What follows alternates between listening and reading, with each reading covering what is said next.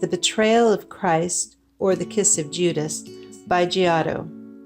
To read this painting correctly, it's important to know its context. This painting doesn't stand in isolation, but is one masterpiece of many in a grand cycle of paintings that is unique in the history of art. In a northeast corner of Italy is the city of Padua. Even in 1303, Padua was a cosmopolitan center boasting a prestigious university. One of the residents was a man named Enrico Scrivigni, a successful banker, and by that I mean he practiced usury, charging criminally high interest rates, and had accumulated a great deal of wealth. Due to this, the Scrivigni family was notorious, so notorious that when Dante was writing his Divine Comedy, he reserved a special place in the seventh circle of hell for Reginaldo Scrivigni, Enrico's father. Enrico, in a bid to improve his family's reputation and perhaps save their immortal souls, built a church. The church was located next to the family palace, which was built over an ancient Roman arena. Thus, the Scrivigni Chapel is commonly referred to as the Arena Chapel. By building, decorating, and staffing the church, Enrico hoped to redeem a bit of his family's honor and earn God's approval. He even had himself painted into the Last Judgment, presenting the chapel to the Virgin Mary. Giotto, an artist from Florence, had earned a name for himself and was commissioned to decorate the interior of the chapel with fresco paintings. It's important to understand that this painting was painted in 1303 to 1305. Giotto lived before the Renaissance, in a time when art was dominated by the Byzantine style and when the Gothic influence was moving into Italy from France. Giotto's genius is that he combined the two styles and added additional innovations that would forever change the course of art. While we might find his art stilted compared to the other artists that we've looked at so far, Giotto is a proto-Renaissance artist. He ushered in the changes of figurative realism that would lead to the flowering of the arts during the Renaissance. For 1,000 years, painters had been using the medium of paint to visually write stories. Yes, they were often beautiful, mystical even, but they were meant to communicate and teach the biblical narrative and to direct believers' hearts to God. With a great deal of the population illiterate, churches wrote with pictures and frescoes the great truths of the Bible. However, artists were constrained by the fear that graven images would lead believers into worshiping false gods, and so they used restraint, painting in stylized ways that avoided too much realism. And this is the reason that Byzantine art is not more realistic, and why it was popular for so long. Over time, the ability to be able to represent more realistic figures was lost. The leap that Giotto made might be more understandable if you have a clear picture of how artists worked during the Middle Ages and why painting had remained largely unchanged for hundreds and hundreds of years. Artists were skilled craftsmen. They were apprenticed as teen boys to a master, and they would start out sweeping and fetching, move up to prepping walls and panels, and eventually learn to draw and paint from patterns. All artists worked from pattern books, and aspiring artists would spend hours working to learn to reproduce the patterns. When a painting was commissioned, patterns from the book would be arranged into a prescribed space or frame and made to fit the story. Of course, some artists might become interested in something and add an original drawing, but that was the exception rather than the rule.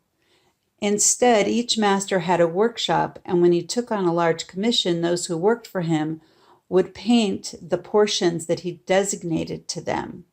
And it's very difficult to determine which portions of a painting are actually the master's brushstrokes and which are the artists working under them, because they all worked from the same pattern books. And while painting the Arena Chapel, Giotto actually had 40 men from his workshop painting with him. So we need to get rid of the idea of an artist sitting with a sketchbook on the beach, sketching the ocean, just his mind and the picture in front of him. That process was going to come much later. In this era, artists did not draw what they saw. They drew what they had been taught to reproduce. So some were very skilled at it, but it was a learned craft, and it was approached differently than how we typically envision an artist working. Giotto was trained in this same way as artists had been for centuries. However, Giotto was inspired by the new Gothic sculptures that he was seeing, and there was no one to train him to transfer that realism to painting. He was now stepping out beyond what he knew, beyond what anyone around him knew. He imagined in his mind now expressions, gestures, movements. He put himself in the role of Jesus and asked himself, how would he walk? What would he look at? And he noticed and attempted to reproduce a more real world. This was very different. His changes were noticed, and viewers who saw his paintings felt they were watching the sacred stories play out. They were no longer looking at heavenly scenes that bore little resemblance to their lives, but instead they were viewing real individuals living lives they could relate to. To our modern eye, Giotto hasn't achieved realism, but in his time, he had begun a revolution. When Giotto got the commission for the Arena Chapel, he must have been thrilled with the interior of the building. The outside, while tall and powerful, is very austere and seems to stand in direct contrast to the colorful beauty that awaits you when you enter. There are 6 tall windows on one wall, and that is all there is in terms of architectural detail. This gave the artist a wonderfully large blank canvas to fill. The theme of the chapel, unsurprisingly, was salvation, and it focuses on the life of the Virgin Mary, the life of Christ, and the Passion. On one of the end walls is the Annunciation, and on the opposite is the Final Judgment. As you can see, there are 3 bands of paintings. The highest band is the life of the Virgin Mary, the central band is the life of Christ, and the lowest band is the Passion, or Christ's final week and resurrection. The chapel is considered one of the supreme achievements of Western art. This is not an overstatement, but universally agreed on. Giotto was a true genius, and the chapel was done at the height of his career. One entire building covered from floor to ceiling with one work after another, all by one artist, providing a unified narrative experience. Each of the paintings in the bands winding around the chapels are 6.5 feet by 6 feet. It's hard without actually walking into the chapel to imagine the impact of viewing one masterpiece after another around and around the room. Today, we're going to focus on just one of the works from the cycle of Christ's Passion, The Kiss of Judas. It's also known as The Betrayal of Christ. These paintings are all frescoes. Fresco means fresh. The area to be painted in a day was prepped with a thin layer of plaster, and while it was still wet, the artist painted with watercolors on it. And the pigments then soaked into the plaster, and as it dried, the paint became part of the wall. The paint did not just sit on the surface. If you scratched a fresco, the color would remain true as the pigment was in the plaster itself. Because of the way that frescoes are created, they literally are part of the building. They can't be moved. They present challenges in terms of restoration. Fortunately for us, frescoes generally hold up very well to advancing time, so walking into the Arena Chapel is as awe-inspiring today as it was in Giotto's time. There are a few things that have changed, however. The blue pigment used to great effect in this painting was very expensive, and so it was painted dry. The intensity of the color was lost, or one had to use a lot of the pigment when painting a fresco because it would soak into the wall. So since the blue pigment was so expensive, it was painted when the plaster was nearly dry. This was also true of gold and silver. They would be added on top of the fresco after the wall had dried. That explains why when we look at Giotto's works, the blue paint is prone to fading. It's sitting on the surface of the wall, and so it has come off. Additionally, silver has presented challenges. The background of this work, you can see, are a lot of black helmeted figures. These were not originally black. They were painted with silver, which has oxidized over time and turned black. So we have to remind ourselves as we view these that these paintings were done over 700 years ago. As we study this painting, one of the first things I'm aware of is the sense of movement. This is a violent, chaotic crowd that is surging toward and around Christ. Giotto has left the top half of the painting dark with the night sky. This emphasizes the clubs, lances, and torches that the mob is carrying. If we follow the lines of these, we see that they cross and intersect and go off in angles, creating a violent rhythm in the sky that affects how we view and feel about the painting. We note that one person in the crowd is blowing a horn, which adds an audio note to the scene. We can imagine the clamoring of metal and boots as the soldiers and the mob approach, and the sounding of a horn in a crowd like this feels like a call to battle. We have one figure down in the front with his back turned toward us. This is a common device used by Giotto as it draws our attention. This figure is such a large, solid block of blue that he is very noticeable. We know that he's reaching out to grab the cloak of a disciple who is fleeing the scene. The gospel accounts tell us that during Jesus' arrest, the disciples fled. And in Mark's account, we're even told that there was a young man who, when a guard reached out and grabbed his clothing to detain him, threw off his clothes and ran into the night naked. Now, we know that the person being grabbed by this blue figure is a disciple that's been caught because we can see the edge of his robe, a little slice of his face, and a halo. We only have 3 figures with halos in the painting: Christ, Peter, and this disciple that has been caught in the act of fleeing. Giotto suggests that there are narrative elements going on outside of the picture frame by showing us action that is half in and half out of the painting. This is a relatively new device that artists were using and that Giotto is exceptionally good at. Framed by the blue cloaked figure is a vignette of Peter slicing the ear off of the high priest's servant, Malchus. We know from the accounts that Jesus rebukes Peter, saying, "Put your sword away. Shall I not drink the cup the Father has given me?" Now, as we look at the second line of individuals in the painting, so we have across the painting people that are in the front, and the people that are just behind all of the people in the front, we see that there's a line of red that marches from one side to the other. The color is a symbol, that color in general is a symbol that Giotto was very adept at using. In his day, color and symbolism in painting was communication. The original audience would be able to read multiple and layered meanings in Giotto's works. Red can mean many things, and those meanings can alter depending on the surrounding colors and the context they're painted in. Red can refer to blood, humanity, danger, and threats. In this painting, all of those meanings apply. Obviously, Christ is being threatened and his life is in danger, so that applies. And beyond that, when talk about Christ's blood, we're talking about the source of our salvation, and he's being arrested to be taken to the cross, so blood fits the picture. And we see this line kind of snaking behind people through the whole painting. Now, a deep red, like that on the soldier, also indicates power.